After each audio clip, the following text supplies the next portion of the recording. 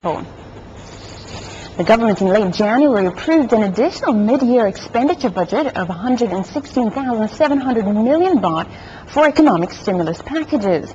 A member of parliament from Phuket, Tosapon Tepabut, said he firmly believes that the packages would benefit people at large. He further explained that the first group to benefit from the budget allocation is those who are government and business employees who earn not more than 15,000 baht per month. They will receive support funds of 2,000 baht. As for the state enterprise employees and staff, including Kamnan and village headmen, their pay rises will be considered. Senior citizens who are over 60 years of age are entitled to 500 baht per month, while the public health volunteers will be paid 600 baht per month. He stressed that if senior citizens also work as health volunteers, they will receive both funds. Tosapon also explained that the budget will also be spent on improving or development of facilities to improve people's quality of life, such as improving health stations in remote areas or roads. He voiced his confidence that the package will contribute to an economic revival. An Inspector General from the Office of Prime Minister followed up work in Phuket focusing on quality of life. Good quality of life and society is among projects implemented according to the government policy, which the Inspector General under the Prime Minister's office, Rangsi Pantunjinda, followed up during her trip to Phuket on Monday. It comprises a development of 10 small-sized schools, which the local education office conducts 10 activities for students and teachers' development. They include long-distance learning and having local governments support the school's activities.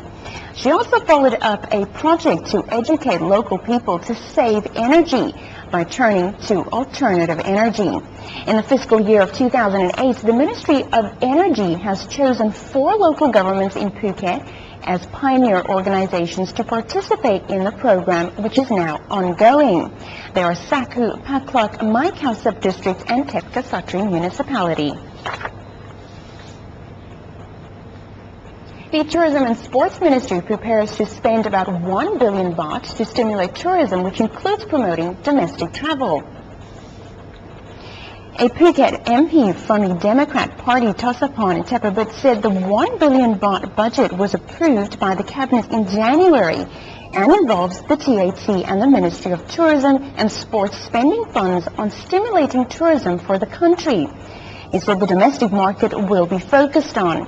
He explained that during the recent ASEAN Tourism Forum, or ATF, in Vietnam, the ASEAN Tourism Ministers meeting agreed to promote intra-ASEAN traveling or tourism connectivity corridors during this couple of years to stimulate tourism in the short term. Tosapon further explained that another sum of budget will be spent on campaigns to restore tourist confidence in the nation by presenting them with the facts. Talking about tourism, another interesting event is coming up. A 2-island wedding for Taiwanese couples is planned for Valentine's Day. The so-called 2-island wedding is scheduled to take place on Valentine's Day, when couples will experience impressive traditional Baba style of wedding. To promote the island's tradition and ties between Thai Chinese in Phuket and Taiwanese, the wedding ceremony will take place at old buildings reflecting Chinese and Western influence of architectural buildings like the TAT office on Talang Road, Hong Yok Mansion and Tai Hua Museum in the city.